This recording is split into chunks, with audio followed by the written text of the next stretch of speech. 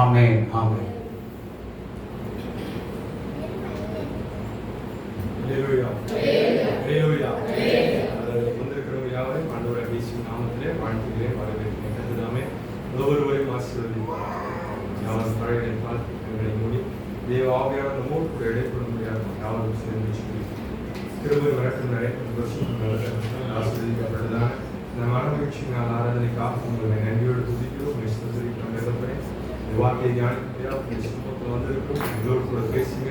அதே மறைவான மண்ணாமினால் திருப்திப்படுத்திருக்கிறாங்க.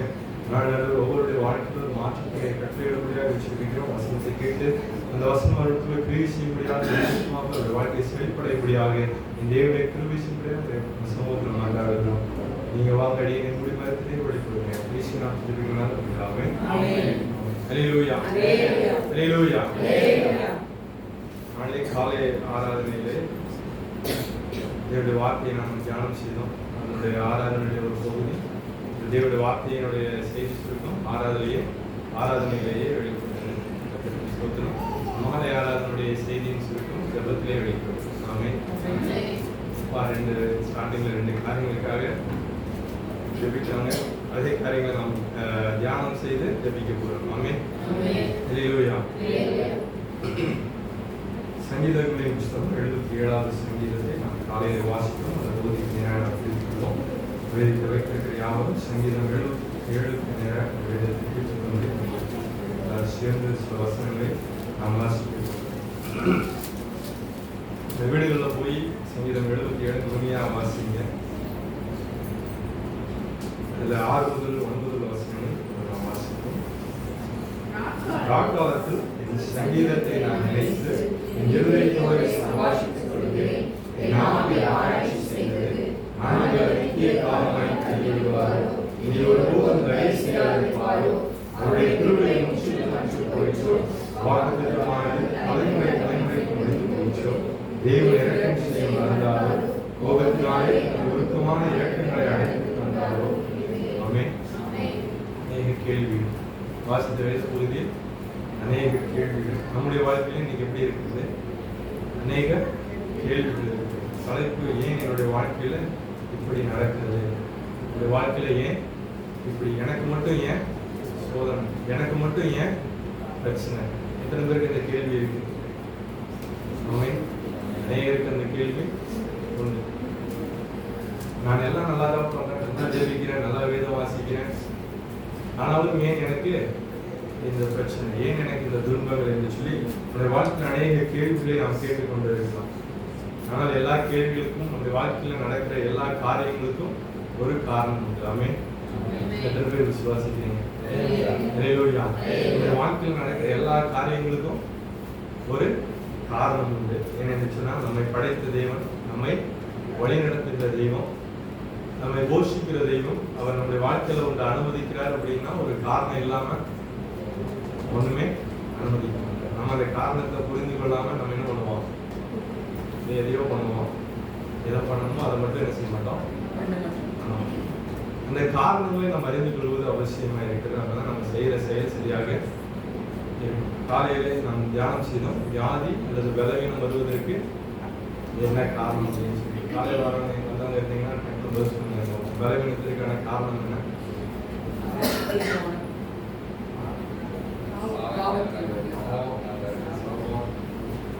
பலவீனம் வர்றதுக்கு காரணம்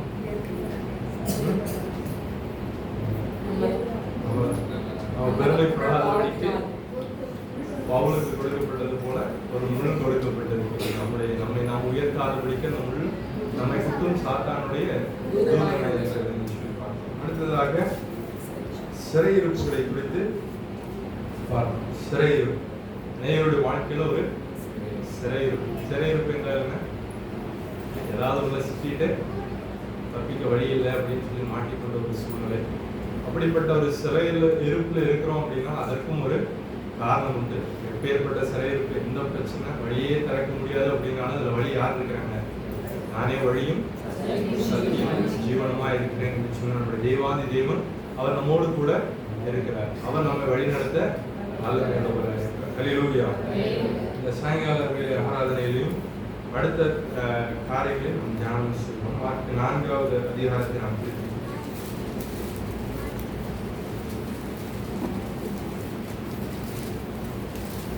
இங்கே ஒரு சம்பவத்தை நாம் பார்க்கிறோம்.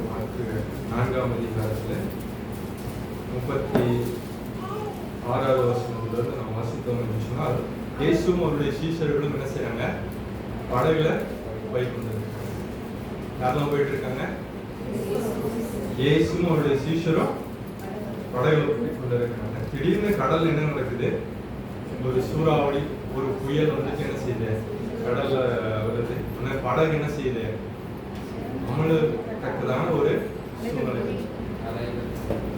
அப்போ ஒரு பெரிய பிரச்சனை. சீஷர்களுக்கு கொஞ்ச நேரத்துல என்ன ஆயிடுச்சு? பயம்.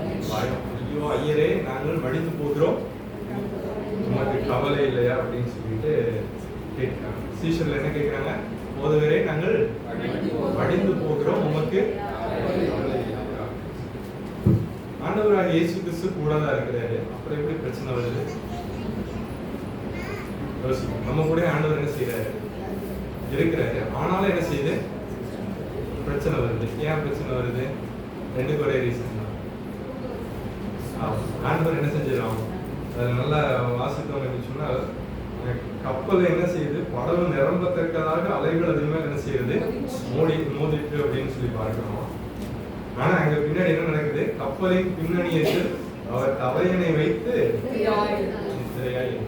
அவர் தலையணை வைத்து நித்திரையா இருந்தா அப்படின்னா, நம்முடைய வாழ்க்கையில நம்ம அநேக நேரங்கள் என்ன செய்யறோம் அப்படின்னா, நமக்கு ஒரு எக்ஸ்பீரியன்ஸ் வந்தோம்னா இது எனக்கே தெரியும், நான் இந்த இதை என்ன செய்வேன், இந்த மாதிரி எத்தனை விஷயத்தை நான் பார்த்துருப்பேன், இதெல்லாம் நான் அசால்ட்டா நான் ஹேண்டில் பண்ணிப்பேன் அப்படின்னு சொல்லி. சீஷர்களோட சிலர் ஆண்டவர் மீன் பிடிக்கிறவர்களோட தான் ஆண்டவர் என்ன செய்தார்? தெரிந்தெடுத்து கொண்டார். இது மாதிரி பல முறை அவர்கள் என்ன செய்யறாங்க? படகுல மீன் பிடிக்க போயிருக்கிறாங்க. பல முறை புயல்களை சந்திச்சிருக்கிறாங்க. அதனால ஒரு என்னது, உங்களுக்கு அதை பத்தியெல்லாம் ஒன்றும் தெரியாது. கடலை பத்தி எல்லா அக்கு வேற ஆணி வேற என்ன செய்யும் எங்களுக்கு தெரியும். நீங்க பெசாம போய் என்ன செய்யுங்க? ரெஸ்ட் எடுங்க. மீதியெல்லாம் என்ன செஞ்சுக்கிறோம்? நாங்கள் பார்த்துக்கிறோம். என்னது? கொஞ்சம் பெருமை. என்னது? கொஞ்சோண்டு பெருமை. நம்முடைய வாழ்க்கையில் இருக்கிறதா? நீங்களே யோசிக்கணும். நம்முடைய வாழ்க்கையிலும் இதே மாதிரி தான். இதே மாதிரி எத்தனை பிரச்சனையை பார்த்துருப்போம். அசால்ட்டா நம்மளாம் ஹேண்டில் பண்ணிக்கலாம் அப்படின்னு சொல்லி நம்ம நினைப்போம். அப்ப அந்த மாதிரி நேரங்கள்ல இயேசுநாதர் என்ன பண்ணி வச்சுக்கோம்? பின்னணியத்துல தலைவாணி போட்டு தூங்க வச்சிருக்கோம். கூட தான் இருப்பாரு, ஆனா எப்படி வச்சிருக்கோம்? இயேசுநாதரை டம்மியா வச்சிருக்கோம். எப்படி வச்சிருக்கோம்? நம்முடைய வாழ்க்கையில இயேசுநாதரை டம்மியா வச்சிருந்தோம் அப்படின்னா கடல் என்ன செய்யும்? வந்தளிக்க தான் செய்யும். அப்புறம் கடைசியில போய் எல்லாம் நம்மளால ஒண்ணுமே முடியலன்னு உடனே அப்புறம் போய் என்ன செய்யணும்? இயேசுநாதரே, நாங்க சாக போறோம், உங்களுக்கு கவலை இல்லையா அப்படின்னு சொல்லிட்டு கண்ணீர் விட்டு கதறி எழுத வேண்டிய ஒரு சூழ்நிலை. இப்போ பிரச்சனை வரும்போது வரதுக்கு ஒரு காரணம் அப்படின்னா, ஆண்டவருக்கு முன் இடத்தை கொடுக்காம, முதன்மையான இடத்தை ஆண்டவருக்கு கொடுக்காம, நம்முடைய சுய பலத்தின் மேலே சாரும் போது, கர்த்தரை நம்பாம நம்ம நம்பும் போது அந்த இடத்துல என்ன ஆகுது? ஆண்டவர் விட்டுறாரு. இது ஒருவேளை ஆண்டவர் முன்னாடி உட்கார வச்சிருந்தாலும் என்ன இருக்கும்? பிரச்சனை வந்திருக்கலாம். அப்ப யார் ஹேண்டில் பண்ணியிருப்பாங்க?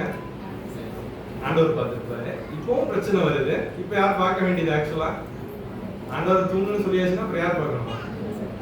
இவங்க தான் பார்த்துக்கணும். அவங்களும் முடிஞ்ச வரைக்கும் என்ன செஞ்சாங்க? ஆமா, தண்டு வலிச்சு பாக்குறாங்க. எப்படியாச்சும் தப்பிச்சு போயிடலாம்னு பாக்குறாங்க. ஆளாளுக்கு ஒவ்வொரு வேலையை செய்யறாங்க. ஆனாலும் என்ன செய்ய முடியல? சாக போறோங்கிற நேரம் வரும்போது என்ன செய்யறாங்க? இப்ப யாரும் என்ன செய்யல? தண்டு வலிக்கல. யாரும் எந்த வேலையும் என்ன செய்யல? செய்யல. நேரம் போய் ஒருத்தரோட காலில் விழுகிறாங்க. யாரு காலில்? நம்முடைய வாழ்க்கை இப்படி நடக்கல இல்லையா? அதை யோசிச்சு பாருங்க. நிறைய பிரச்சனைகள் வரும்போது அது சின்னதா இருக்கும்போது எங்க கொடுத்துடணும்? பிரச்சனை வர மாதிரி இருக்கு, ஆண்டவரே நீங்களே என்ன செஞ்சுக்கோங்க, அவ்வளவுதான் வேலையா அவரே என்ன செஞ்சு போறாரு. ஆனா என்ன பண்ண மாட்டோம்? நம்ம அப்படி பண்ண மாட்டேன். இப்ப நான் யார் நம்மளுக்கு காட்டுறேன் அப்படின்னு நம்ம போய் கட்டுன்னு காட்டுவோம். அப்புறம் கடைசியில அப்புறம் ஓடி இருக்கும். எல்லாம் முடிச்சுட்டு சேதாரம் பெருசானதுக்கு அப்புறம் என்ன செய்வோம்? இயேசுநாதர் கிட்ட வரும். அப்ப நம்மளுடைய வாழ்க்கையில ஒரு பிரச்சனை வருது அப்படின்னா முதன்மையா யார்கிட்ட கொடுத்துடணும்? அந்த பிரச்சனைய ஆண்டவர்கிட்ட கொடுத்துடணும். இந்த பிரச்சனைய அதை பத்தி நீங்க யோசிக்க கூட வேணாம். வேதத்தில் அநேக சம்பவங்களை நம்ம பார்க்க முடியும். எப்பொழுதெல்லாம் ஆண்டவரை நம்பி இருந்தாங்களோ அப்பொழுதெல்லாம் என்னது? ஆண்டவர் பார்த்துருப்பார். யுத்தம் கர்த்தருடையது, நீங்கள் எல்லாம் என்ன பண்ணுவீங்க? சும்மா இருப்பீங்க. பெரிய கஷ்டமான வேலை இல்லையா? சும்மா இருக்கிறது ரொம்ப கஷ்டமான வேலை. நம்ம சும்மா இருந்தாலும் வாய் விட்டு என்ன செய்யாது? சும்மாவே இருக்குது. கண்டதையும் பேசிட்டு வந்துடும். அப்புறம் எங்க போய் ஆண்டவர் யுத்தம் பண்றது? நம்ம தான் யுத்தம் பண்ணுவோம். வாய் பேசாம இருக்கிற வரைக்கும் தான் யார் யுத்தம் பண்ணுவாங்க? கடவுள் உங்களுக்கு யார் யுத்தம் பண்ணுவாங்க? நம்ம போய் பாதி சண்டையை முடிச்சு வச்சுட்டு மீதி நீங்க பாக்குறோம் அப்படின்னு யார் பார்ப்பாங்க? எப்பா சாமி ஆரம்பிச்சு வச்சவன் நீயே போய் என்ன செஞ்சு வச்சுக்கோ, முடிஞ்சா முடிச்சுக்கோ, இல்லைன்னா அடி வாங்கிக்கோ அப்படின்னு. இப்போ பிரச்சனை ஆரம்பிக்கிறதுக்கு முன்னாடி என்ன பண்ணியிருந்தோம்? ஆண்டவர்கிட்ட ஒப்பு கொடுக்கணும். எந்த ஒரு சூழ்நிலை வந்தாலும் நம்ம என்ன செய்யக்கூடாது? கோவப்பட்டு விரோதமா இந்த சண்டை அதெல்லாம் நமக்கு தேவையே இல்லை. நாம அமைதியாக இருப்போம். கர்த்தர் நமக்காக என்ன செய்வார்? தாவீது சொல்லுற சங்கீதம் 35வது சங்கீதத்துல, கர்த்தாவே நீரின் வழக்காளிகளோடு வழக்காடி என்னோடு யுத்தம் பண்ணுகிறவர்களோடு யுத்தம் என்ன செய்யணுமா? எங்கூட வழக்காடுறவங்க கூட யார் வழக்காடணும்? கர்த்தர் வழக்காடணும். கர்த்தர் வழக்காடினாருன்னா கர்த்தர் கேட்கிற ஒரு கேள்வி கூட யாரும் என்ன செய்ய முடியாது? பதில் சொல்ல முடியாது. ஆமென். அவர் அப்பேற்பட்ட ஒரு தெய்வம். என் வழக்காளிகளோடு வழக்காடி என்னோட யுத்தம் பண்ணுகிறவரோடு அவர் யுத்தம் பண்ண யாராவது முன்னாடி நிற்க முடியுமா? ஒருத்தரும் அவருக்கு முன்பாக எதிர்த்து நிற்க முடியாது. தாவீது இன்னும் அழகா சொல்கிறார். அடுத்த வசனத்துல வாசித்தோம் அப்படின்னு சொன்னா, நீ கேடகத்தையும் பரிசையும் பிடித்து எனக்கு ஒத்தாசையாக எழுந்துடும். என்ன செய்யணுமா? கேடகத்தையும் பிடிச்சுக்கணுமா, பரிசையும் பிடிச்சுக்கணுமா? இவர் எப்படின்னா சும்மா வச்சுக்கிறாங்க. கோலியாத் முன்னாடி போய் எப்படி நின்னாரு? நான் ஒண்டி வில எடுத்துட்டு போய் சும்மா போய் நின்ன மாதிரி தான் நிற்பாரு. அப்போ கேடகம் இல்லாம அங்க போய் நிக்க முடியாது. அப்ப அந்த கேடகம் யார்கிட்ட இருக்கு? அவனுக்கு எதிர்த்து வரக்கூடிய அம்புகளை தடுக்கக்கூடிய கேடகமாக கர்த்தர் நம்மோடு கூட இருக்கும்போது நம்மளை யாரும் என்ன செய்ய முடியாது? தொடவே முடியாது. அப்ப நம்முடைய பிரச்சனைகளிலிருந்து நாம் விடுதலை பெற வேண்டும் என்று சொன்னால் நம்முடைய சுயபலத்தின் மேல் நம்ம என்ன செய்யக்கூடாது? கர்த்தர் மேல நம்ம என்ன செய்யணும்? தன் சுய புத்தியின் மேல் சாராமல் கர்த்தரை தன் நம்பிக்கையாக கொண்டிருக்கிற மனுஷன் கர்த்தர் தான் நமக்கு நம்பிக்கையா இருக்கு. நம்முடைய சுய புத்தியின் மேல, சுய பலத்தின் மேல, என்னோட பவர், என்னுடைய பணம், எனக்கு அதிகாரத்துல இருக்கிற அத்தனை பேரை தெரியும், எம்எல்ஏ தெரியும், எம்பிஏ தெரியும் அப்படின்னா ஒவ்வொருத்தரையும் தேடி தேடி என்ன செய்யணும்? அலைஞ்சிட்டே இருக்கணும். எனக்கு அவங்க எல்லாத்தையும் படைத்த தேவாதி தேவன் தெரியும் அப்படின்னா வீட்டுல இருந்து எல்லா வேலையும் யாரையும் போய் தேடி என்ன செய்ய வேண்டியதில்லை, அலைய வேண்டியதில்லை. கர்த்தருடைய காரியங்கள் எல்லாவற்றையும் வாய்ப்பு வச்சிருவாங்க. தேவைகள் எல்லாவற்றையும் சந்திப்பாங்க. பிரச்சனைகள்ல இருந்து உனக்கு ஆண்டவர் என்ன செய்வார்? விடுதலை செய்வார். நம்ம செய்ய வேண்டிய ஒரே ஒரு காரியம் என்ன? பிரச்சனை வருது அப்படின்னா எங்கேயோ ஆண்டவருக்கு தலைவணி கொடுத்துட்டோம் அப்படின்னு அறிந்துக்கணும். உங்க வாழ்க்கையில எப்பெல்லாம் நீங்க பிரச்சனை அப்படின்னு யோசிக்கிறீங்களோ முதல் விஷயம் ஞாபகத்துக்கு வர வேண்டியது என்னது? இயேசுநாதர் என்ன நம்மளுக்காக யுத்தம் பண்ணி இருக்கணுமே, அவர் யுத்தம் பண்ணலையே, அவர் என்ன பண்ணிட்டு இருக்கிறாரு? பின்னாடி தலைவணியில தூங்கிட்டு இருக்கிறாரா அப்படிங்கறத நம்ம என்ன செய்யணும்? அதே போல இயேசுனுடைய சீஷர்களை போல போய் கால் விழுந்தோம், ஐயே நாங்க மடிந்து போகிறோம், நமக்கு கவலை இல்லையா அப்படின்னு. அப்போஸ்தலர் 8ஆம் அதிகாரத்துல ஒரு காரியத்தை நாம் பார்க்கணும். அப்போஸ்தலர் 8ஆம் அதிகாரத்துல இருக்கக்கூடிய ஒரு சம்பவம் என்னன்னு சொன்னால், எருசலேமில் யூதர்கள் அநேகர் ரட்சிக்கப்பட்டு பேதுரு எழுந்து பிரசங்கம் பண்ணினார். ஒரே நாள் எத்தனை பேர் ரட்சிக்கப்பட்டாங்க? 3000 பேர் ரட்சிக்கப்பட்டாங்க. அங்கங்க இருக்கிறவங்க என்ன பண்ணாங்க அப்படின்னா அவங்களுடைய சொத்து எல்லாத்தையும் வித்து கொண்டு வந்து என்ன செஞ்சாங்க? அப்போஸ்தலர் இடத்துல கொண்டு வந்து கொடுத்துட்டு, இனிமேல் நாங்க என்ன செய்யறோம்? உங்க கூட இருந்துக்கிறோம் அப்படின்னு சொல்லிட்டு இருந்தாங்க. இப்ப சொத்தெல்லாம் என்ன ஆயிடுச்சு? காலி ஆயிடுச்சு. கையில இருந்த பணமும், அவன் கையில பணமே இல்லை, கொண்டு வந்து யார்கிட்ட கொடுத்துட்டாங்க? அப்போஸ்தலருக்கு கொடுத்துட்டாங்க. ஆனா இங்க எருசலேம்ல குடியிருக்க முடியாத அளவுக்கு கிறிஸ்தவர்களுக்கு விரோதமாக ஒரு பெரிய பிரச்சனை. இந்த சவுல் நிமித்தமாக இன்னும் இது மாதிரி நிறைய பேர் எழுதுனாங்க. எல்லாருடைய நிமித்தமாக எருசலேம்ல குடியிருக்க முடியாத ஒரு சூழ்நிலை. அதனால என்ன நடந்தது அப்படின்னா, இங்க இருந்த கிறிஸ்தவர்கள், இயேசுவை ஆராதித்தவர்கள் எல்லாரும் என்ன செஞ்சாங்க? சிதறி போனார்கள் அப்படின்னு சொல்லி வாசிக்கிறோம். எந்த எருசலேம்லையும் இருக்க முடியல, நம்மளுடைய சொந்த இடத்துக்கும் என்ன செய்ய முடியாது, போக முடியாது, எல்லாத்தையும் விட்டாச்சு. ஏன் இப்படிப்பட்ட ஒரு சூழ்நிலை? இயேசுவை நாம் ஆராதிக்கிறோம், நமக்கு ஏன் இப்படி ஒரு பிரச்சனை? இருக்கிற எல்லா சொத்தையும் என்ன செஞ்சாச்சு, வித்துட்டு வந்து ஆண்டவர் ரிட்டர்ன் கொடுத்துட்டேன். எதற்காக இந்த ஒரு பிரச்சனை?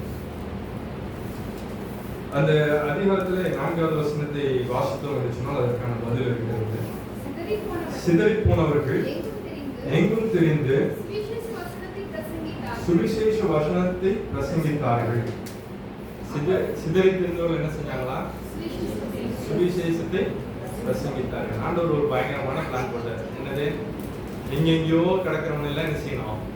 எருசலேமுக்கு கூட்டிட்டு வரணும் அப்படின்னு சொல்லிட்டு எருசலேம்ல சீசர் எடுத்தே சொன்னாரு, பரிசுத்தாவி உங்க இடத்துல வர்ற வரைக்கும் நீங்க என்ன செய்யுங்க, எருசலேமை விட்டு எங்கேயும் போக கூடாது, எல்லாரும் நீங்க என்ன செய்யணும், எருசலேமுக்குள்ளதான் இருக்கணும் அப்படின்னு சொல்லி ஆண்டவர் கட்டளை கொடுத்திருந்தார். வானத்திற்கு எடுத்துக் கொள்ளப்பட்டார். அதுக்கப்புறம் பரிசுத்த ஆவி எங்க வந்துச்சு? எருசலேமுக்கு தான் வந்துச்சு. எங்கெங்கயோ இருந்தவங்க எல்லாத்தையும் ஆண்டவர் என்ன செய்தாரு? ஒண்ணு கூட்டி சேர்த்தாரு. எல்லாத்தையும் பரிசுத்த ஆவியினால் என்ன செஞ்சாரு? நிரப்பினார். ஒவ்வொருவருக்கும் வரங்களை கொடுத்தார், வல்லமைகளை கொடுத்தார், கிருபைகளை கொடுத்தார். எல்லாரும் அந்நிய பாஷையில பேசுறாங்க, எல்லாரும் என்ன செய்யறாங்க? தீர்க்க தரிசனத்தை சொல்லுகிறாங்க. அப்படி எல்லாம் வளர்ந்து பயங்கர ஆவியில் அனலா இருக்கும் போது இப்ப பிரச்சனை வந்து என்ன செய்யறாங்க? எல்லாரும் சிதறி திரிந்து ஓடி போகிறாங்க. ஆண்டவருடைய ஆமென். இப்படிப்பட்ட ஒரு சூழ்நிலை வரும்போது ஒரு சில பிரச்சனைகளுக்கு ஆண்டவர் ஒரு காரணம் வைத்திருப்பார். இவர்கள் எல்லாரும் இப்ப ட்ரெயின் ஆயிட்டாங்க, ஆவியினால் நிரப்பப்பட்டு இருக்கிறார்கள். இவங்க இன்னுமே எருசலேம்ல இருந்தாங்கன்னா யாருக்கும் என்ன இல்லை, பிரயோஜனம் இல்லை. நீ வெளியே போய் அநேகருக்கு கர்த்தராக இயேசு உண்மையான தெய்வம்னு சொல்லணும். இயேசுனுடைய அன்பை அநேகருக்கு கொடுக்கணும். இயேசுனுடைய வாழ்க்கையில் அற்புதங்களை செய்வார் என்று சொல்லி அநேக ஜனங்களுக்கு சொல்லணும். இயேசுனுடைய அன்பை நம்ம எல்லாரும் என்ன செஞ்சிருக்கோம்? பெற்றிருக்கோம். இயேசுனுடைய அன்புனாலதான் நம்ம எல்லாரும் இன்னைக்கு என்ன செய்யறோம்? இந்த இடத்துல வந்து இருக்கிறோம். அநேக நம்முடைய வாழ்க்கையில அநேக பிரச்சனைகளுக்கும் போராட்டங்களுக்கும் இயேசு நம்முடைய வாழ்க்கையில என்ன செய்திருக்கிறார்? முடிவை கொடுத்திருக்கிறார். நம்முடைய வாழ்க்கையில சந்தோஷத்தை கொடுத்திருக்கிறார், சமாதானத்தை கொடுத்திருக்கிறார், நிம்மதியை கொடுத்திருக்கிறார். அப்படின்னா எல்லாத்தையும் யார் கொடுத்திருக்கிறாங்க? இயேசு கொடுத்தார். நிம்மதியா கொடுத்திருக்கிறார். எல்லாரும் எருசலேம்ல இருந்தா என்ன இருக்கும்? ஒரு பிரயோஜனமும் இன்னும் எத்தனையோ பேர் இயேசு யார் என்று சொல்லி தெரியாமல் இருக்கிறார்கள். உண்மையான தெய்வத்தை தெரிந்து கொள்ளாமல் எத்தனையோ ஜனங்கள் இன்னும் வாழ்ந்து கொண்டிருக்கிறார்கள். பாவத்திற்கு ஒரு பரிகார பலியாக இயேசு இந்த உலகத்திற்கு வந்தார் என்று சொல்லி தெரியாமல் எத்தனையோ கோடிக்கணக்கான ஜனங்கள் இன்னமும் இந்த உலகத்துல என்ன செய்யறாங்க? வாழ்ந்து கொண்டிருக்கிறாங்க. நம்ம மட்டும் சந்தோஷமாக எருசலேம்ல இருந்தா என்ன அர்த்தம்? யாருக்கும் எந்த பிரயோஜனமும் இல்லை. அதனால ஆண்டவர் ஒரு பிரச்சனையை கொடுத்தாரு. எல்லாரும் என்ன செஞ்சாங்க? சிதறி போனாங்க. சிதறி திரிந்தவங்க எல்லா பக்கம் போய் இயேசு நல்லவர் சொன்னாங்க. ஹல்லேலூயா, ஹல்லேலூயா. யாரும் எனக்கு இயேசுநாதர் அங்க போனேன், எல்லாத்தையும் கொடுத்துட்டு போனேன், எல்லாத்தையும் ஒண்ணு இல்லாம ஆண்டவர் வெறுமையா அனுப்பிட்டாருன்னு யாராவது சொன்னாங்களா? போனவங்க எல்லாரும் என்ன சொன்னாங்க? இயேசு நல்லவர், இயேசுவை நான் பார்த்தேன், இயேசு இன்றைக்கும் ஜீவிக்கிறார், இன்றைக்கும் இயேசு அற்புதங்களை செய்திருக்கிறார். 2000 வருஷம் ஆனாலும் அவர் இந்த உலகத்திற்கு வந்துட்டு மரத்துக்கு எடுத்துக்கொள்ளப்பட்டு 2000 ஆண்டுகள் ஆனாலும் இன்றும் இயேசு இந்த உலகத்தில் ஜீவித்துக் கொண்டிருக்கிறார். ஹல்லேலூயா. அவர் இன்றைக்கும் ஆளுகை செய்கிறார். ஹல்லேலூயா. அவர் இன்றைக்கும் அசைவாடி கொண்டிருக்கிறார். ஹல்லேலூயா. அவர் இன்றைக்கும் அற்புதங்களை செய்கிறார். ஆமென். அவர் ஒவ்வொரு நாளும் நம்மோடு கூட இருக்கிறார். இம்மானுவேல் என்பதற்கு தேவன் நம்மோடு இருக்கிறார் என்கிற அவர் நம்மோடு கூட இருக்கிறார். இதோ உலகத்தின் முடிவு பரியந்தம் சகல நாட்களிலும் நான் உங்களோடு கூட இருக்கிறேன். உலகம் முடிஞ்சாலும் சரி, நான் என்ன செய்ய மாட்டேன், உங்களை விட்டுட்டு போக மாட்டேன். ஆமென். இந்த உலகம் அழிந்தாலும் தேவன் நம்மோடு கூட தான் இருக்கிறார். ஹல்லேலூயா. ஒவ்வொரு நாளும் தேவன் நம்மை கரம் பிடித்து பயப்படாதே, நான் உனக்கு நீ திகையாதே, நான் உன் வலது கரத்தை பிடித்து அப்படின்னு ஒவ்வொரு நாளும் நம்மளை கரம் பிடித்து ஆண்டவர் என்ன செய்கிறாரு? வழி நடத்தி கொண்டிருக்கிறார். ஹல்லேலூயா. நித்தமும் நடத்தி மகா வறட்சியான காலங்களில் ஆத்மாவை திருப்தியாக்கி நீர்ப்பாய்ச்சலான தோட்டத்தை போல செழிப்பாய் நடத்த வல்லமையுள்ளவராக இருக்கிறார். ஹல்லேலூயா, ஹல்லேலூயா. எத்தனையோ பாவத்தை செஞ்சோம், எத்தனையோ அக்கிரமத்தை செஞ்சோம், அவர் கிருபையாய் மன்னித்தார். ஆமென். இயேசு உங்களை என்னை நேசிக்கிறார். ஹல்லேலூயா. எத்தனை பேர் விசுவாசிக்கிறீங்க? இயேசு என்னை நேசிக்கிறார். நம்ம ஒருவேளை இயேசுவை நேசிக்காவிட்டால் இயேசு நம்மை நேசிக்கிறார். ஹல்லேலூயா, ஹல்லேலூயா. அவருடைய ஒரே பேரான குமாரனை விசுவாசிக்கிறவனோ அவர் கெட்டு போகாமல் நித்திய ஜீவனை அடைபிடித்து அவரை தந்தருளி உலகத்தில் உலகத்தில் இருக்கிற எல்லாரும் அநேகருக்கு இயேசுநாதர் பிடிக்காது. ஹல்லேலூயா. அநேகர் கிறிஸ்தவங்களா இருப்பாங்க, ஆனாலும் என்ன செய்யாது, இயேசுநாதர் பிடிக்காது. கிறிஸ்தவங்களுக்கே பிடிக்காதுன்னு நம்ம மற்றவங்க சொல்ல வராங்க. சரி, ஆனாலும் ஆண்டவர் எல்லாத்தையும் என்ன செய்கிறாரு, நேசிக்கிறார். உலகத்துல எத்தனை பாவங்கள், எத்தனை மனிதர்களை நாம் பார்க்க, ரொம்ப கொடூரமான எத்தனையோ மனிதர்கள், கொஞ்சம் கூட இரக்கம் இல்லாத எத்தனையோ மனிதர்கள், கொஞ்சமும் இரக்கம் இல்லாமல் எத்தனையோ மனிதர்களை கொலை செய்யக்கூடிய கொடூர இருதயம் படைப்பவர்கள் எத்தனை பேரை பார்க்கிறோம். எதுக்குதான் இவங்க இன்னும் உயிரோட இந்த கடவுள் வச்சுட்டு இருக்கிறார் நினைச்சால் அவர்களையும் நேசிக்கிறார். ஹல்லேலூயா.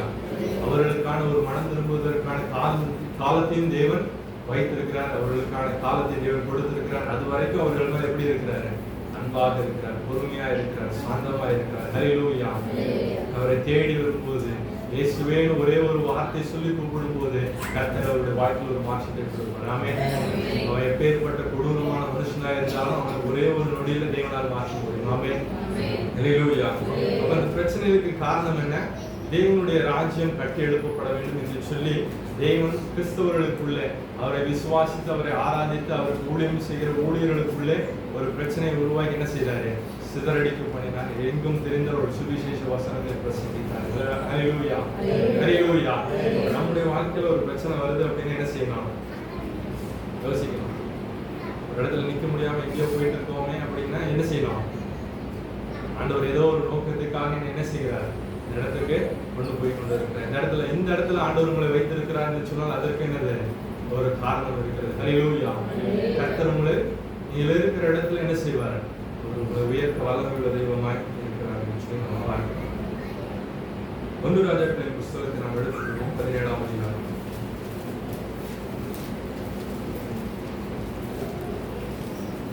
1 ராஜாக்களின் புஸ்தகம் 17ஆம் அதிகாரத்தை நாம் எடுத்துக்கிறோம்.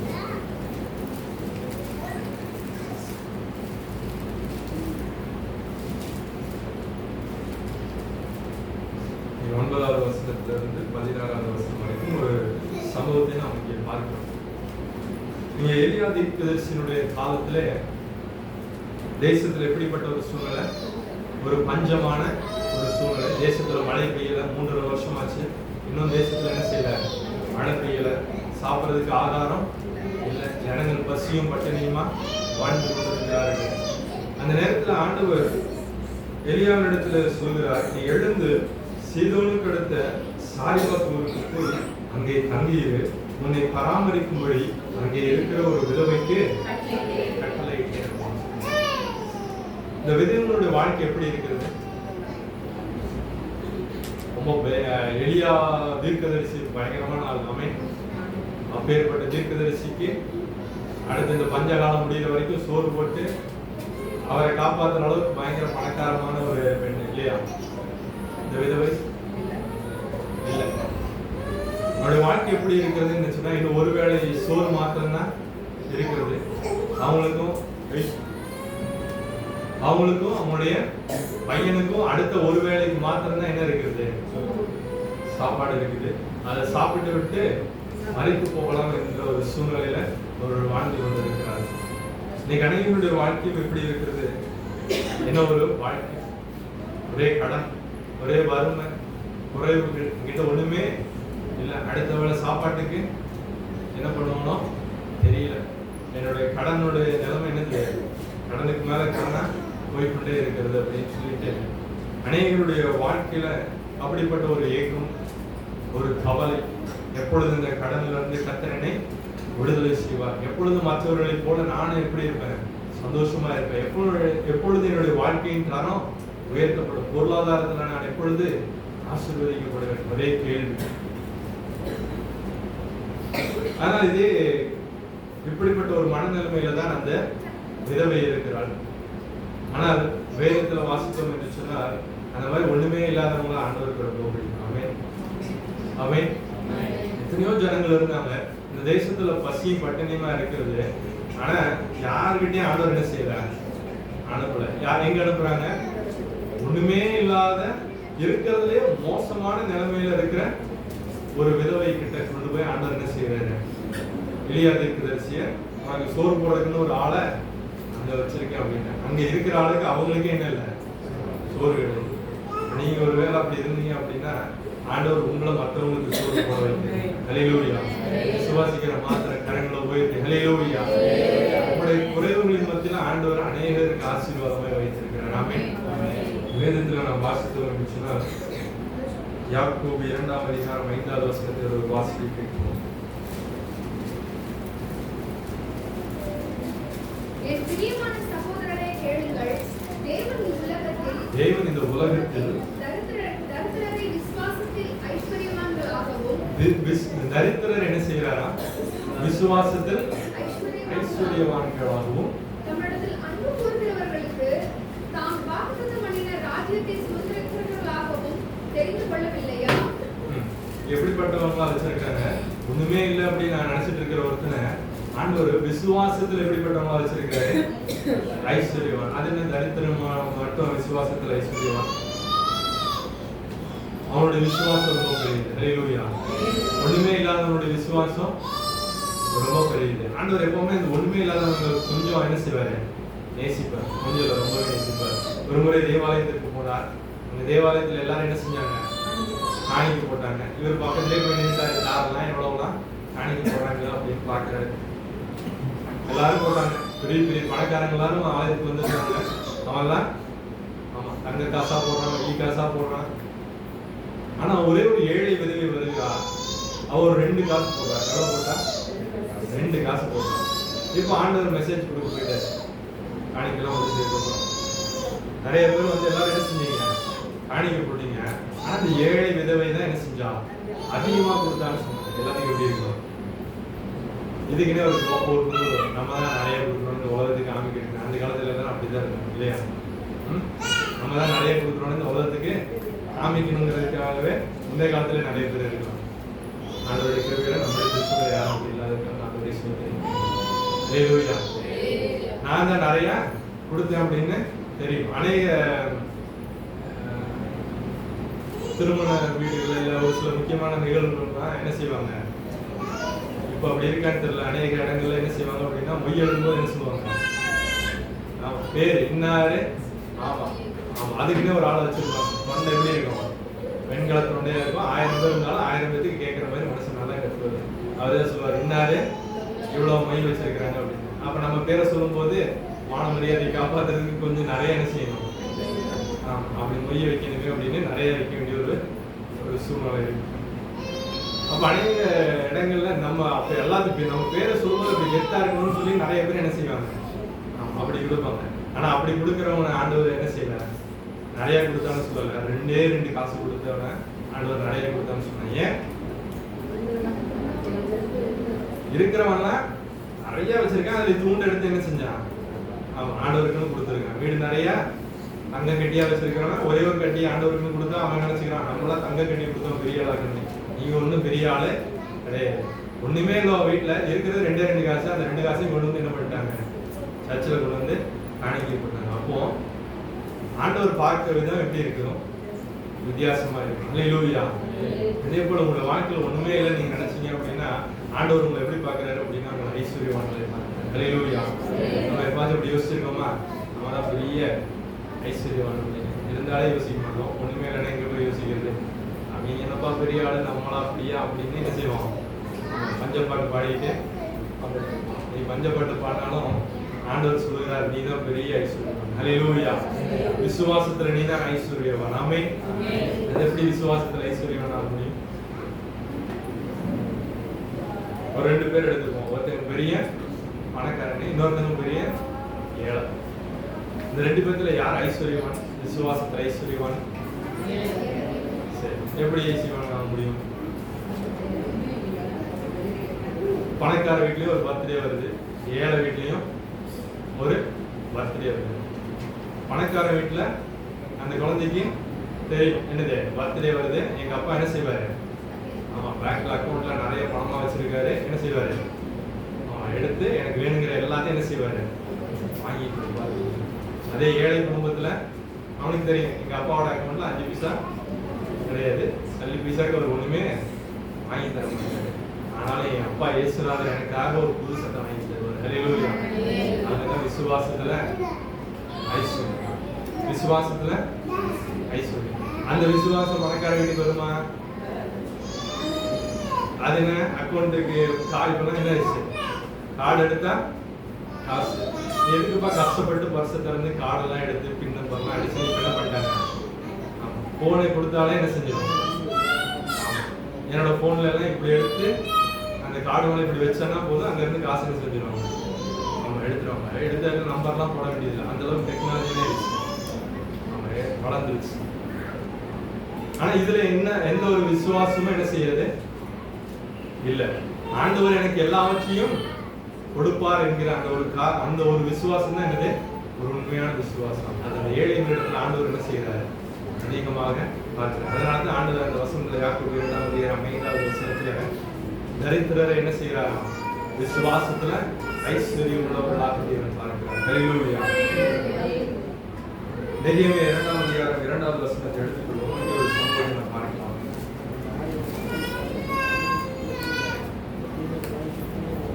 நெகேமியா 2:2 வசனம். அப்பொழுது ராஜா என்னை பார்த்து, நீ துக்கமுகமாய் இருக்கிறது என்ன? உனக்கு வியாதி இல்லையே, இது மனதில் துக்கமே ஒழிய வேறொன்றும் அல்ல என்றார். போதும். இங்க ஒருத்தர் துக்கமா இருக்கிறார். யார் அவரு? நெகேமியா. அவருக்கு என்ன துக்கம்? அவர் எங்க இருக்கிறாருன்னா பாபிலோன் சிறை கைதியா எடுத்துக் கொள்ளப்பட்டவர். அவர் ராஜாவுக்கு என்ன செய்யறாரு? சாப்பாடு கொடுக்கிற ஒரு மனுஷன்.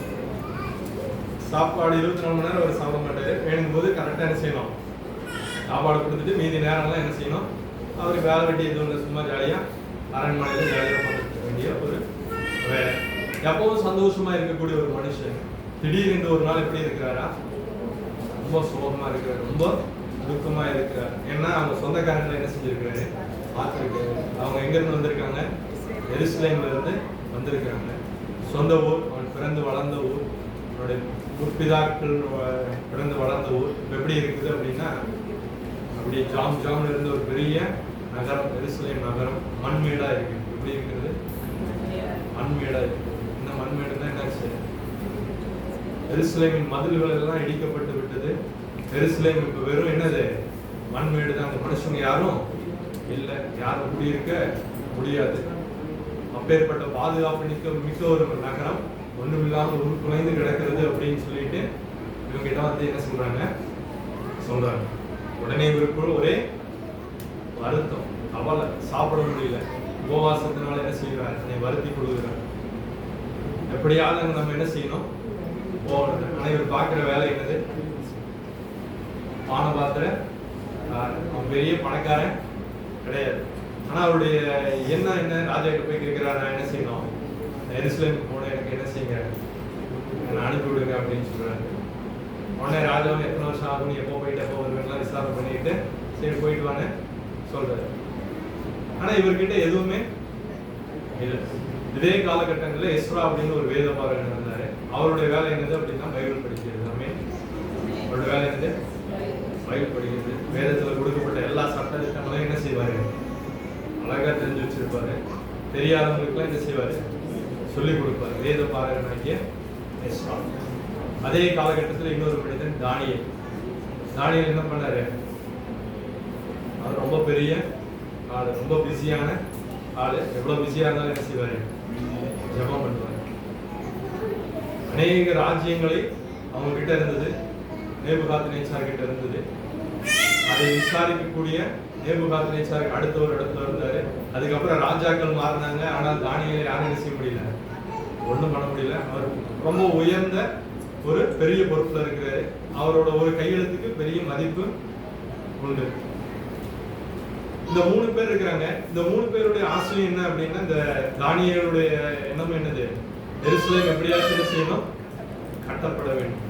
அங்கே எரேமியா தீர்க்கதரிசியினால் சொல்லப்பட்ட வேத வாக்கியத்தை அவர் படிக்கிறார். இன்னும் எருசலேமின் பாழ்கடிப்புகள் நிறைவேறிக்கிற 70 வருஷங்கள் ஆகும் அப்படின்னு தினமும் 3 வேளை என்ன செய்கிறாரு? ஜெபிக்கிறார். இந்த 3 பேர்ல யார் பெரிய பணக்காரங்க, யார் ரொம்ப பவர்ஃபுல்லான? தானியேல். ஆமென். சரி, இந்த 3 பேர்ல யாருக்கு நிறைய ஜெபிக்கிறதுக்கு டைம் இருக்கு? யாருக்கு ஜெபிக்கிறதுக்கு டைம் இருக்கு?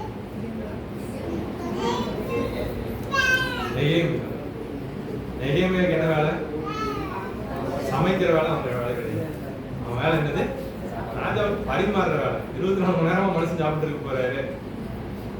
அப்பப்போ போவான், அங்கே தட்டில் ஏதாவது குழந்தை வச்சா கொஞ்சம் வச்சுட்டு மீந்ததை எடுத்துட்டு கொஞ்சம் ஜூஸ் கொடுத்தோம், வேற இதெல்லாம் அவர் கேட்கிறாரு, எல்லாத்தையும் என்ன செய்யறோம் கொடுக்குறோம். மீதி நேரத்தில் அவர் ரூம்ல வந்து உட்கார்றாரு. இப்போ வந்து அவர் ஜெபிக்கணும்னு நினைச்சா என்ன செய்யலாம்? ஜெபி. ஆனா ஆண்டவர் யூஸ் பண்ணாரு பாருங்க, ஒண்ணுமே இல்லை அவங்ககிட்ட 10 பைசாக்கு ஒண்ணுமே இல்லை. அப்பேற்பட்ட ஒருத்தனை கூட்டிட்டு போய் நீ என்ன பண்ண? அலங்கத்தை கட்டுன்னு சொல்றாரு. அங்க ஒருத்தனை எனக்கு பைபிள் மட்டும்தான் தெரியும், வேற ஒண்ணுமே தெரியாதுன்னு இருக்கான். அவனை கூப்பிட்டு என்னங்கிறாரு? நீ போய் சர்ச்சை கட்டு அப்படிங்கிறாரு. இங்க ஒருத்தன் என்கிட்ட நிறைய பணம் இருக்குது, நிறைய பவர் இருக்குன்னு இருக்கான். நீ முட்டி போட்டு ஜெபம் பண்ணு. ஆமென். வித்தியாசமான ஹல்லேலூயா. இதெல்லாம் கிட்டத்தட்ட ஒரே காலகட்டங்களில் வாழ்ந்தவர்கள் தான். அப்ப பணக்காரனை அதிகாரம் படைச்சவனை கொண்டு போய் இது பண்ண அப்படின்னு சொன்னா என்ன பண்ணிருக்கலாம்? தருவினுடைய ராஜ்யபார காலத்திலும் பெர்சினாகிய கோரேசுடைய ராஜ்யபார காலத்திலும் தானியேலுடைய காரியம் ஜெயமா இருந்தது. ஆனா தானியேல் போய் சர்ச்சை கட்டாருன்னு வேதத்துல சொல்லப்படவில்லை. சர்ச்சை கட்டுறதுக்கு நிறைய பிரச்சனை வந்துச்சு. அந்த பிரச்சனையை தீர்க்கிறதுக்கு தரியு ராஜா உதவி செய்தார் என்று சொல்லி வேதத்துல சொல்லப்பட்டிருக்கிறது.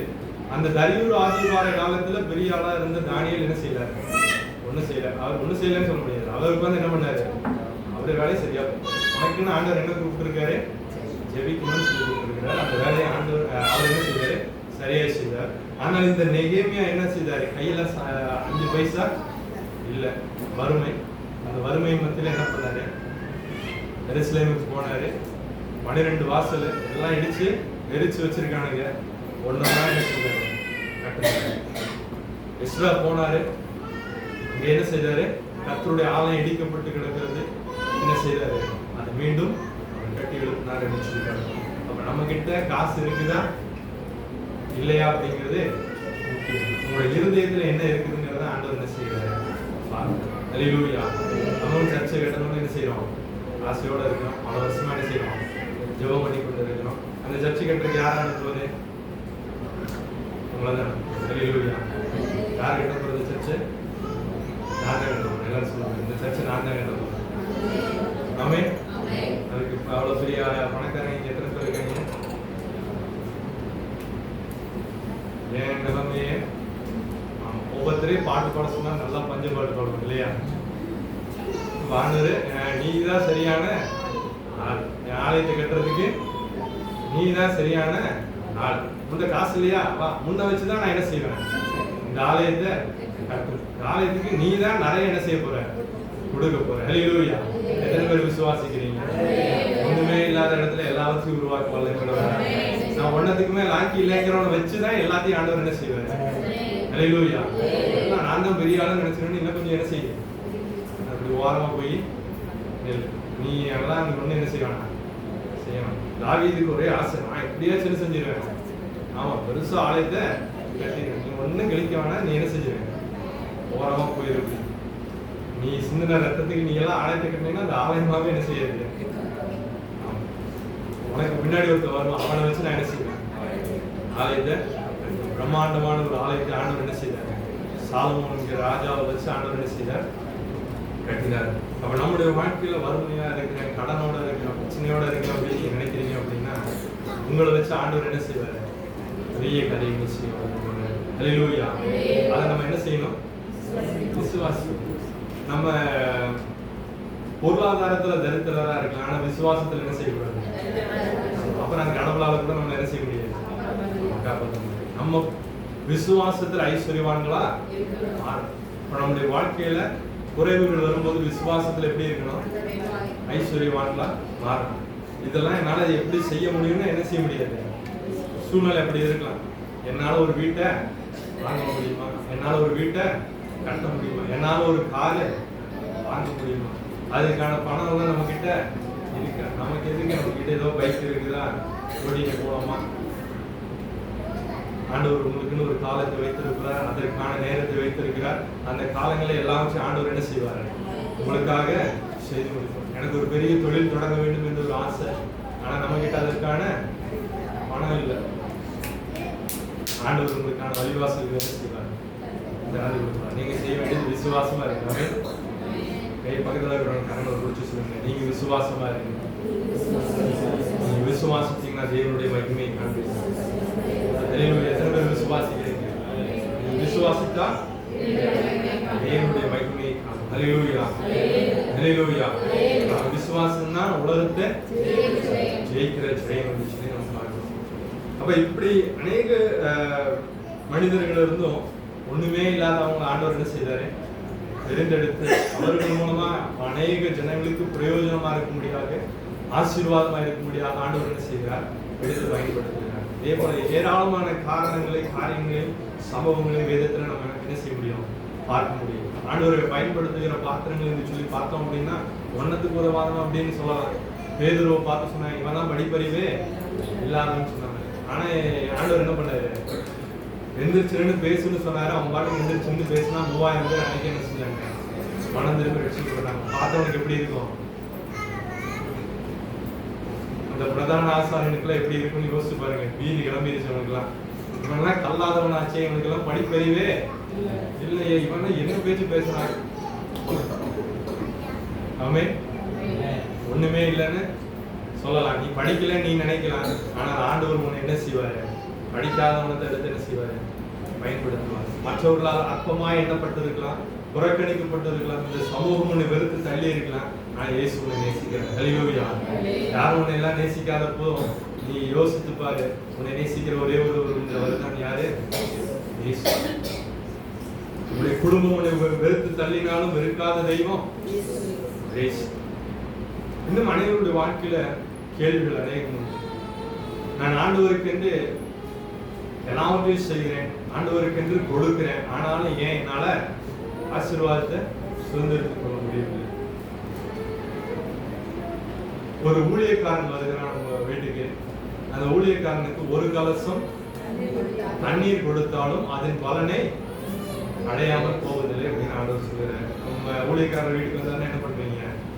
முதல்ல தண்ணி கொடுக்குறீங்க, அப்புறம் இருங்க ஃபர்ஸ்ட் நாங்கள் போய் டீ போட்டு வரோங்கிறீங்க, அப்புறம் டீ வர வரைக்கும் கொஞ்ச நேரம் என்ன பண்ணுங்க, இதை சாப்பிட்டுக்கிட்டு இருங்க அப்படின்னு என்ன செய்றீங்க? கொடுக்குறீங்க.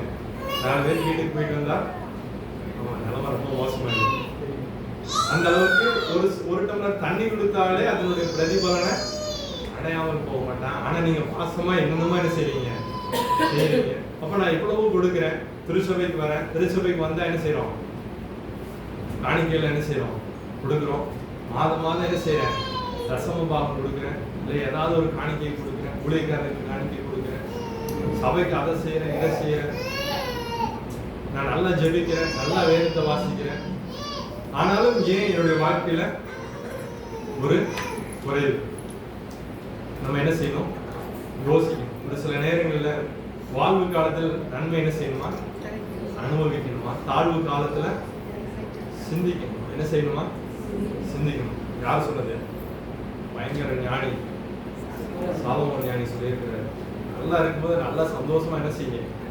ஆளு. ஆண்டவர் உனக்கு எல்லாம் என்னெல்லாம் கொடுத்தாரோ எல்லாத்தையும் என்ன செய்ய? சாப்பிடு. நல்லா சந்தோஷமா இரு. ஆனா உனக்கு ஒரு குறைவு வரும்போது என்ன செய்ய? சிந்திச்சுப்பார், யோசித்துப்பார். ஏன் இந்த குறைவு? ஏன் இந்த வறுமை? ஏன் நான் செய்கிற காரியங்கள் எதுவும் நடக்க மாட்டேங்குது?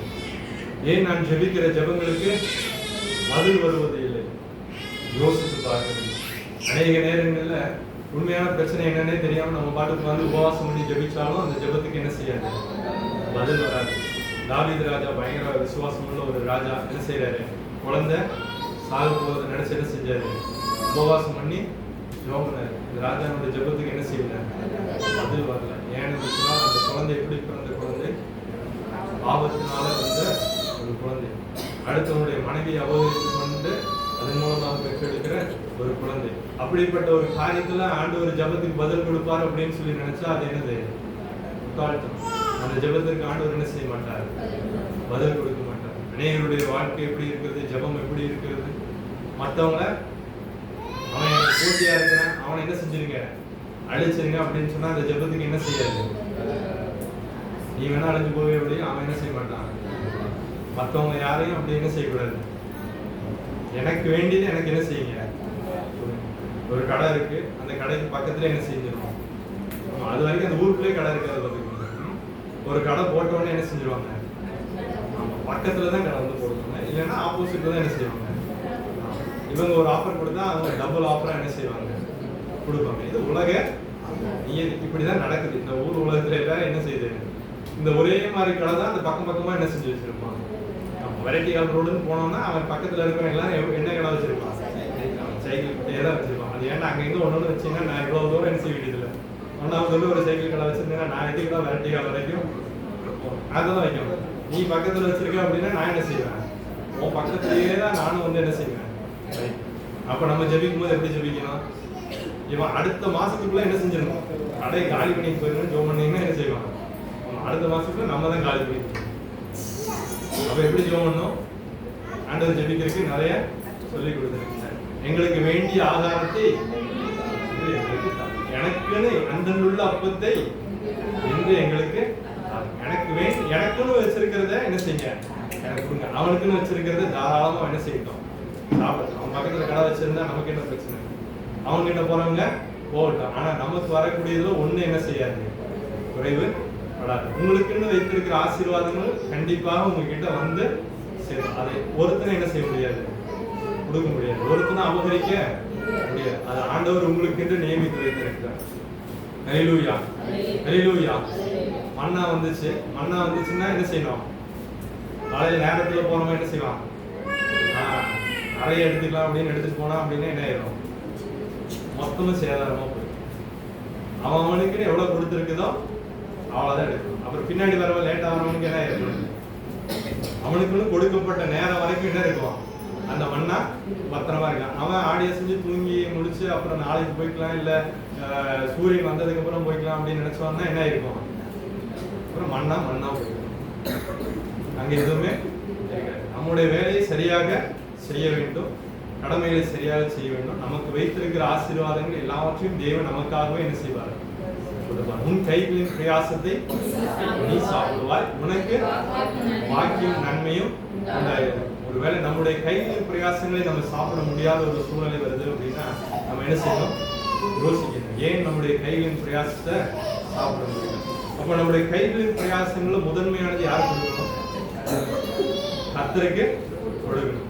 அப்ப இது நான் பாட்டுக்கு சம்பாதிக்கிறேன், இஷ்டப்படி செலவு பண்றேன் அப்படின்னா அந்த காசு என்ன ஆகும், இஷ்டப்படி செலவாதான் போயிட்டு இருக்கு. அப்ப நம்முடைய வருமானத்துல ஒரு பகுதி ஆண்டவருக்கு என்ன செய்யணும், கொடுக்கணும். அனைவரும் சொல்லலாம், நான் வருமானத்தில் முதல் பகுதி என்ன செய்யறேன், ஆண்டவருக்கு கொடுத்துட்டு தானே இருக்கிறேன், அப்புறம் ஏன் இப்படி ஒரு சூழ்நிலை. சில வருடங்களுக்கு முன்பாக எனக்கு அப்படி ஒரு சூழ்நிலை. நல்ல ஒரு வேலையை கொடுத்திருக்கிறார், நல்ல ஒரு சம்பாத்தியத்தை கொடுத்திருக்கிறார். ஆனா வாங்குற சம்பளம் எப்படி போகுதுன்னு தெரியல, என்ன நடக்குதுன்னு தெரியல. ஏதோ வருது போகுது, சாப்பிட்றோம், ஒன்றும் பிரச்சனை இல்லை. ஆனா சம்பளம் மாசம் முடியும் போது எப்படா சம்பளம் வரும் அப்படிங்கிற ஒரு நிலம். ஏன் அப்படிங்கிறத நம்ம என்ன செய்யணும், யோசிக்கணும். நானும் தசமபாகம் கொடுக்குறேனே, நான் முதல் தசமபாகம் எடுத்துட்டு தான் மற்றது எல்லாத்துக்கும் செலவு பண்றேன் அப்படின்னு நினைச்சுக்கிட்டு இருக்கோம். அப்பதான் ஆண்டவர் என்ன செய்தாரு, உணர்த்தினார். அது என்ன அப்படின்னா, இப்பெல்லாம் டிஜிட்டல் ஆயிடுச்சு இல்லையா. என் அக்கௌண்ட்ல இருந்து நான் காசு எடுக்கிறதுக்கு முன்னாடி நான் எவங்கிட்ட எல்லாம் கடன் வாங்கினோ அவங்க என்ன செஞ்சிருவான், கிரெடிட் கார்டுக்காரன் ஆட்டோமேட்டிக்கா அவன் என்ன செஞ்சிருவான், அவனே எடுத்துக்குவான். அப்புறம் நம்ம வாங்கின இஎம்ஐக்கு அதுக்கும் அவனே என்ன செய்வான், அக்கௌண்ட்ல இருந்து எடுத்துக்குவான். எல்லாம் எடுத்து முடிச்சதுக்கு அப்புறம் மீதி அப்புறம் இருக்கிற காசுல கொஞ்சம் காசு எடுத்துட்டு வந்து ஜோம் பண்ணிட்டு தசமாக வச்சுட்டு முதன்மையானது ஆண்டவர் கொடுத்து அதனால ஆசீர்வதிக்கப்படுதான் அப்படின்னு என்ன செய்ய முடியாது.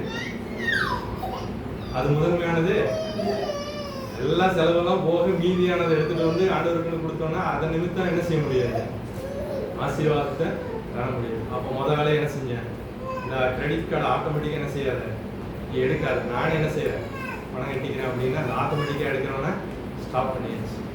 எப்போ நம்ம அக்கௌண்ட்ல இருந்து அவன் எடுப்பான்னு தேதி நமக்கு என்ன செய்யும் தெரியும். அவன் எடுக்கிறதுக்கு முன்னாடி நம்ம சம்பளத்தை என்ன செய்யணும், எடுத்து ஜோம் பண்ணி தேவனுடைய சமூகத்துல அதை ஒரு தசமாகன்னு என்ன செஞ்சிடணும், எடுத்து வச்சு. அப்பதான் அதனுடைய ஆசீர்வாதத்தை நம்ம என்ன செய்ய முடியும், பார்க்கணும். அவனவன் விசனமாயும் அல்ல கட்டாயமாயும் அல்ல, தன் மனதில் நியமித்தபடியே கொடுக்க கடவன், உற்சாகமாய் கொடுக்கிறவனிடத்தில். நீங்க அப்ப இதனால நான் என்ன சொல்ல சொல்ல வரேன் எல்லாரும் மாசம் மாசம் தசமம் கொண்டு வந்து கொடுத்துருங்க அப்படின்னு சொல்லலாம். கண்டிப்பா சொல்லவே மாட்டோம். உங்களுக்கு வேணும்னா கொடுங்க. அவனவன் விசனமாயும் இல்லை கட்டாயமாயும் இல்லை.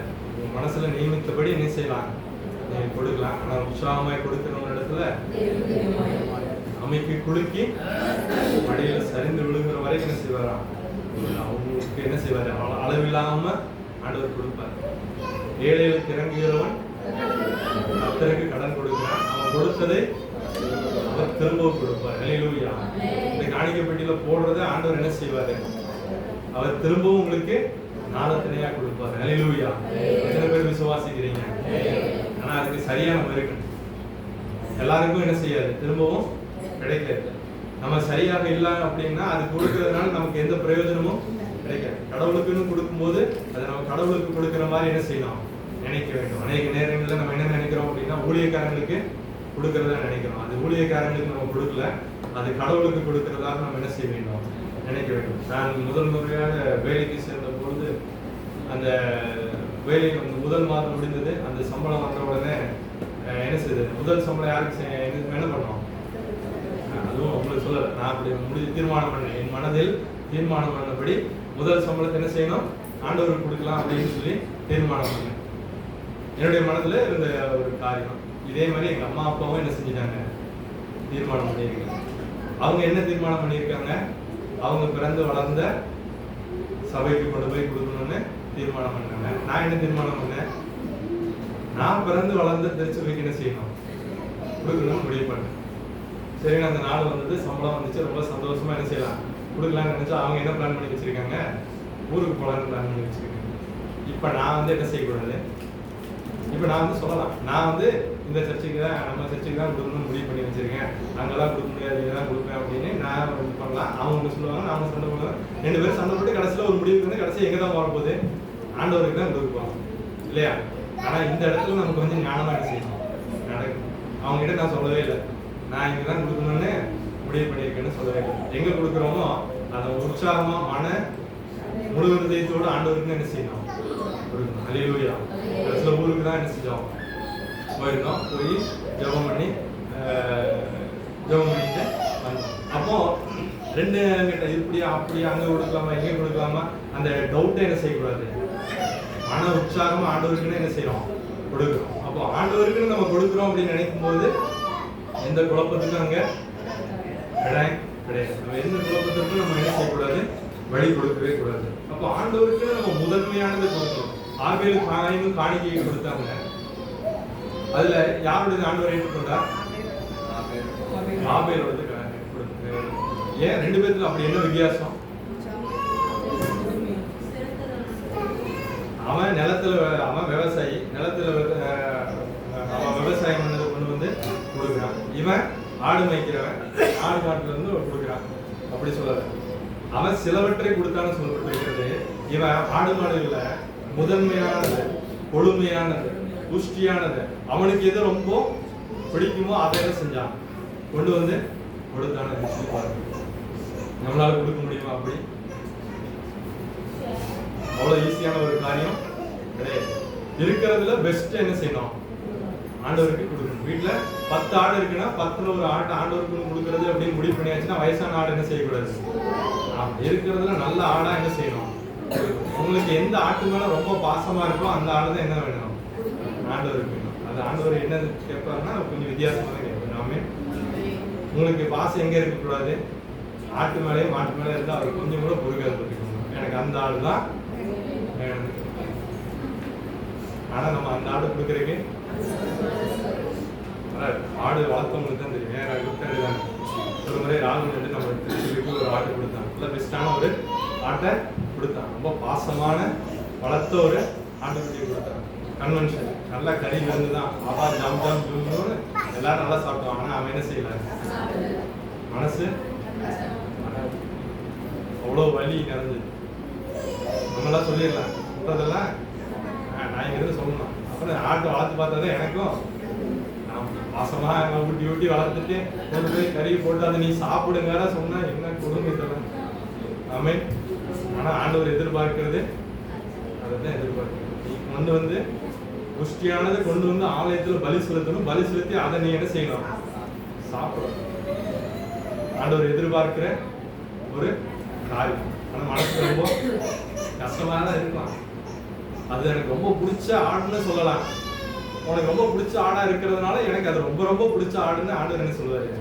நீ அதுதான் கொடுக்கணும் அப்படின்னு ஆண்டவர் கேட்பார். ஆண்டவர் கேட்கறது ஆண்டவருக்கு என்ன செய்யணும்? கொடுக்கணும். அதனாலதான் ஆபேலுடைய காணிக்கை ஆண்டவர் என்ன செய்தார்? அப்ப நம்ம கொடுக்கிற காரியங்கள்ல நம்ம என்ன செய்யணும் அப்படிங்கறது ஒரு செகண்ட் என்ன செய்யணும்? யோசிக்கணும். ஆண்டவருக்கு பிரியமான காரியங்கள் என்ன செய்யணும்? கொடுக்கணும். முதன்மையானது எல்லாவற்றையும் ஆண்டவருக்கு என்ன செய்யணும்? கொடுக்கணும். நிலத்தின் பலனா இருந்தாலும் அதுல முதல் பழம் எங்க கொண்டு வரணும்? ஏதோ 2 பழத்தை கொண்டு வந்து கொடுக்க கூடாது. முதல் பழம் எங்க கொண்டு வரணும்? ஆண்டவருக்கு கொண்டு வரணும். நல்ல பழமா பார்த்து என்ன செய்யணும்? ஆண்டவருக்குன்னு கொண்டு வந்து கொடுக்கணும். அப்பதான் ஆண்டவர் என்ன செய்வாரு? ஆசீர்வதிப்பார். இன்னைக்கு இங்க இருக்கிற எல்லா பழத்திலும் முதல் பழம் எங்க வந்திருக்கும்? அழைப்புக்கு வந்திருக்கும். ஏதாவது ஒரு ஊழியக்காரங்களுக்கு அது போய் சேர்ந்திருக்கும். இப்ப எங்க என்ன நடந்தாலும் சரி, அதுல நமக்குன்னு கொடுக்கிற ஆண்டவர் கொடுக்கிற ஆசீர்வாதத்துல முதன்மையானது யார் கொடுக்கணும்? கர்த்தருக்கு கொடுக்கணும். அப்படி கொடுக்கும்போது கர்த்தர் என்ன செய்வார்? ஆசீர்வதிக்கிறது. இன்னைக்கு எப்படி இருக்கிறீங்களோ அதை விட பல மடங்கு ஆண்டவர் என்ன செய்வார்? உங்களை ஆசீர்வதிப்பார். கொடுப்பதனால வரக்கூடிய ஆசீர்வாதத்தை முழுமையாக நான் சுதந்திரித்துக் கொண்டிருக்கிறேன். அல்லேலூயா, அல்லேலூயா. நமக்கு கொடுப்பதற்கு நாம் ஆண்டவருக்குன்னு கொடுக்கறதுல இருந்து ஆண்டவர் நம்ம என்ன செய்வாரு? அவர் எல்லாத்தையும் சும்மா அவரே வாங்கி வாங்கி என்ன செய்ய மாட்டாரு. வெள்ளியும் பொண்ணும் என்னிடத்துல இருக்கிறதுன்னு சொன்னாரு. பணம் இல்லாதவர்களே நீங்கள், நீ பணம் இல்லைன்னா என்ன செய்யலாம்? ஆண்டவர்கிட்ட போகலாம். அவ்வளவு பணமும் வெள்ளியும் பொண்ணும் இந்த உலகமும் பூமியும் அதன் குடிகளும் எல்லாம் யாருடையது? கர்த்தருடைய. அவர்கிட்ட இல்லைன்ற அளவுக்கு ஒண்ணுமே கிடையாது. எல்லாவற்றையும் உடைய தெய்வம். எல்லாவற்றாலும் அவர் நிரப்புகிற தெய்வம். குறைவுகள் எல்லாவற்றையும் மகிமையில என்ன செய்யறாரா? நிறைவாய் மாற்றுகிற தெய்வம். உங்களுடைய குறைவுகள் எல்லாவற்றையும் அவர் என்ன செய்வார்? நிறைவாய் மாற்ற வல்லமையுள்ள தெய்வமா இருக்கிறார். இந்த வல்லமையுள்ள தெய்வம் கிட்ட போய் நம்ம என்ன செய்யணும்? ஒப்பு கொடுக்கணும். நம்ம என்ன தப்பு பண்ணிட்டு இருக்கோம் அப்படிங்கிறத கவனிக்கணும். நம்முடைய வாழ்க்கையில எங்கெல்லாம் ஆண்டவருக்கு குறை வைத்துக் கொண்டிருக்கிறோம் என்பதை என்ன செய்யணும்? கவனிக்கணும். ஆண்டவருக்கு முதலாவது தேவனுடைய ராஜ்யத்தையும் அவருடைய நீதியையும் தேடுங்கள், அப்பொழுது இவைகள் எல்லாம். முதலாவது தேவனுடைய ராஜ்யத்தை என்ன செய்யணும்? அவருடைய நீதியையும் தேடணும். 6 நாளும் வேலை செய்யலாம். 7வது நாள் யாருக்கு நாள்? அது கர்த்தருக்கான நாள். அதுல என்ன செய்யணும்? உண்மையுள்ளவர்களா இருக்கணும். அல்லேலூயா. அதுல எப்படி இருக்கணும்? உண்மையுள்ளவர்களா இருக்கணும். இன்னைக்கு இருக்கிற இதுல இன்னைக்கு நான் லேப்டாப் எடுத்து போனேன்னா எங்க இருந்தனாலும் என்ன செய்யலாம்? வேலை செய்யலாம். ஆனா 5 நாள் என்ன செய்வேன்? வேலை செய்வேன். என்ன மாதிரி யாராலும் என்ன செய்ய முடியாது. ஆமா, நைட்டு நேரம் பகல் நேரம் நான் பார்க்கறதே இல்லை. எப்பனாலும் என்ன செய்வேன்? வேலை செய்வேன். திடீர்னு எங்கேயாச்சும் போனேன் அப்படின்னாலும் போன்ல உட்காந்து எதையாச்சும் என்ன செய்வேன்? படிச்சுட்டு இருப்பேன். ப்ராஜெக்ட்டுக்கு ஏதாச்சும் வேணும் அப்படின்னா அதெல்லாம் என்ன செய்வேன்? நேரம் கிடைக்கும் படிச்சுட்டு இருப்பேன். ஆனா 6வது நாள் அப்படின்றது என்னது? எனக்கு கொஞ்சம் ரெஸ்ட் எடுக்கிறதுக்கான நாள், இல்லை ஃபேமிலிக்குன்னு ஏதாச்சும் செய்கிற நாள், ஏதாச்சும் எனக்குன்னு படிக்கிறதுக்கான ஒரு நாள். அந்த நாளில் என்ன செய்யக்கூடாது? வேலை செய்யணும். நான் எனக்கான ஒரு குடும்பத்திற்கான ஒரு நாள். அப்போ குடும்பத்தோடு என்ன செய்யலாம்? நேரத்தை செலவழிக்கலாம். ஆனால் 5 நாள் வேலை செஞ்சுட்டு 6வது நாள் எப்படி இருக்கும்? அடுத்து தூங்கினா நல்லா தான் இருக்கும். நம்ம குடும்பம் எப்படி இருக்கும்? அவன் ஒன்றும் வேலை செய்வான், இல்லைன்னா என்ன செய்வான்? அப்படியே இருக்கக்கூடாது. என்ன செய்யலாம்? சரி, கொஞ்ச நேரம் அவங்க கூட என்ன செய்யலாம்? அவங்க 5 நாள் வீட்டிலே இருந்து கடுப்பாக இருக்கும். 6வது நாள் கொஞ்சம் என்ன செய்யலாம்? வாக்கிங் கூட்டிகிட்டு போகலாம். எங்கேயாச்சும் வெளியில் என்ன செய்யலாம்? கூட்டிகிட்டு போகலாம். 7வது நாள் இது யாருடைய நாள்? கர்த்தருடைய நாள். நம்ம என்ன செய்யக்கூடாது? திருடக்கூடாது. எவ்வளவுதான் வேலை வந்தாலும் சரி, ஒரு சில நாளில் 6வது நாள் என்ன செஞ்சிருவேன்? திருடிடுவேன். எனக்கு நிறைய வேலை இருக்கு, இன்னைக்குல யாரும் என்ன செய்யாதீங்க, என்னை எதிர்பார்க்காதீங்க, எனக்கு இன்னைக்கு வேலை இருக்கு, யாரும் என்ன செய்யக்கூடாது, டிஸ்டர்ப் பண்ணக்கூடாதுன்னு உட்காந்து வேலை செய்வேன். ஆனால் 7வது நாளில் ₹1,00,000 கொடுத்தாலும் ஒரு வேலையை என்ன செய்யக்கூடாது? இன்னைக்கும் செய்ய மாட்டேன். 7வது நாள் செய்யலாங்கன்னா 8வது நாள் எனக்கு பிரச்சனை வரும்னாலும் பிரச்சனையை போய் தாராளமாக என்ன செய்யலாம்? வேஸ்ட் பண்ணலாம். ஆனால் எக்காரணத்துக்கு கொண்டு ஒரு 1/2 மணி நேரம் என்ன செஞ்சிடக்கூடாது? உங்கள் கையில் லேப்டாப் இருக்குன்னு உடனே ஓப்பன் பண்ணி உட்காந்து என்ன செய்யக்கூடாது? வேலை செய்யக்கூடாது. 13 வருஷமாக வேலை செய்கிறேன். ஆனால் ஒரு நாளும் ஓய்வு நாள் என்ன செய்யக்கூடாது? நல்லா தூங்குவோம். இங்கேருந்து சர்ச்சைக்கு வரோமா, அப்புறம் சர்ச்சில் இருந்து வீட்டுக்கு போறோமா, நல்ல சாப்பாடு சாப்பிட்றோமா, அதுக்கப்புறம் நல்லா என்னது தூக்கம், நல்லா தூங்கணும். நீங்களும் என்ன செய்யுங்க, சர்ச்சுக்கு தவறாம வாங்க, வீட்டுக்கு போனோடனே நல்லா முட்டை சாப்பிடுங்க. அப்புறம் உண்ட மயக்கத்துல என்ன செய்யுங்க, நல்ல ஒரு தூக்கத்தை போடுங்க. அப்புறம் சாயங்காலம் ஆறாவதுக்கு என்ன செய்யுங்க, மெதுவாக அழியா செஞ்சு என்ன செஞ்சுருங்க, ஒரு 6 மணிக்கெல்லாம் வந்து சேர்ந்து. அல்லேலூயா, அல்லேலூயா. உங்களுடைய வாழ்க்கை செழிப்பா இருக்கும். ஆமென். வாழ்க்கை எப்படி இருக்கும்? செழிப்பா இருக்கும். வியாதியும் என்ன செய்யாது, வறுமையே என்ன செய்யாது, வராது. 5 நாள் வேலை செய்யாம வீட்டில் உட்காந்துட்டு இருந்தா வறுமை என்ன செய்யும், வரும். அந்த 5 நாள் என்ன செய்யுங்க, பாடுபட்டனாலும் என்ன செஞ்சிருங்க, வேலைக்கு ஓடிடுங்க. லீவ் என்ன செய்யாதீங்க, போடாதீங்க. காரணத்தை சாக்கு போக்கெல்லாம் சொல்லாதீங்க. 5 நாள் நல்லா என்ன செய்யுங்க, வேலை செய்யுங்க. 6வது நாள் குடும்பத்தோட நேரத்தை செலவிடுங்க. 7வது நாள் இயேசுவோட நேரத்தை செலவிடுங்க. அல்லேலூயா, அல்லேலூயா. அப்படி இருந்தோம் அப்படின்னு சொன்னா நம்முடைய வாழ்க்கையில வறுமை, கடன், பிரச்சனை இதெல்லாம் என்ன செய்யாது, வராது. அநேகருடைய வாழ்க்கையில கடன் மேல கடன். ஏன் கடன் அப்படின்னா, நீயோ கடன் கொடுப்பாய், கடன் வாங்காது இருப்பாய். ஆனா நம்மளால என்ன பண்ணுவாங்க, யோசனையே எப்படி இருக்குன்னா, நிறைய பேருக்கு அடுத்தது எங்க கடன் வாங்குவாங்க. கண்டிப்பா கர்த்தரால உனக்கு காப்பாற்றவே முடியாது. ஆமென். கடன் வாங்குறதுன்னு எவங்கிட்ட கடன் வாங்கலாம்னு யோசிச்சுட்டே இருந்தாங்கன்னா கர்த்தரால உன்னை நினைக்க முடியாது.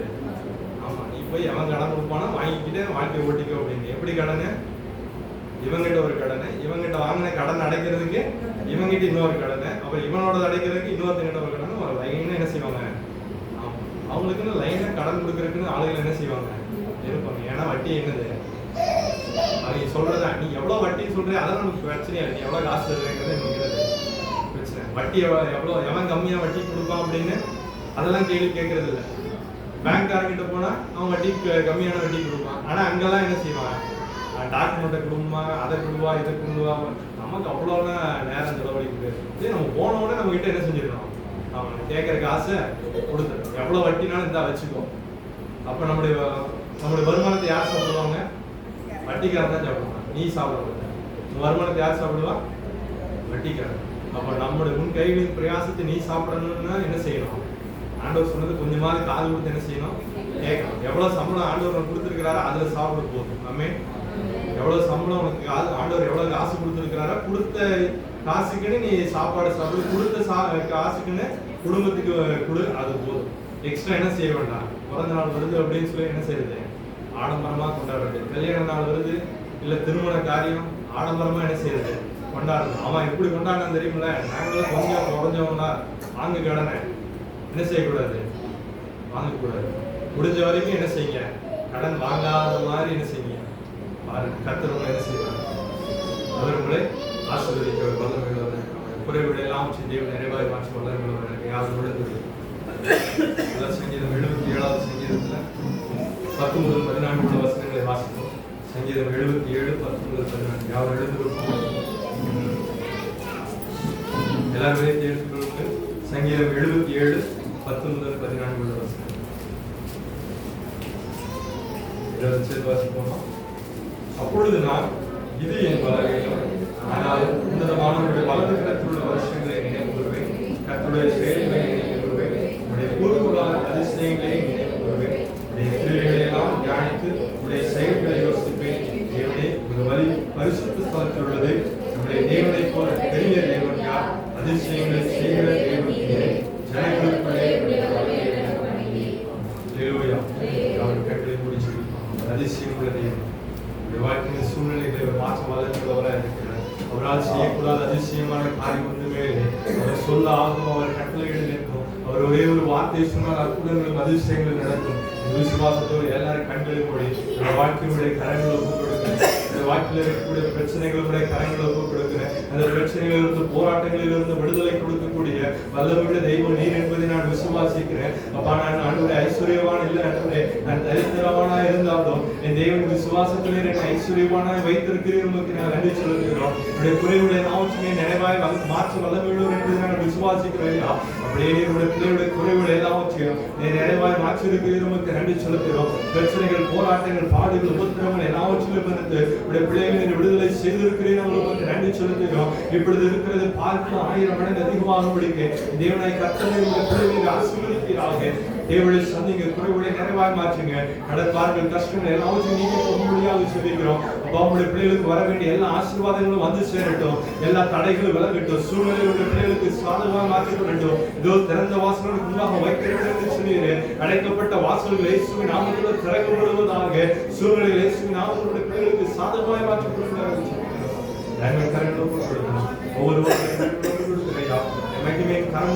ஆசீர்வதிப்பீராக, வாழாக்காமல் தலையாக்குவீராக, கீழாகாமல் மேலாகும்படியாக கரங்களோடு கொடுக்கிறோம்.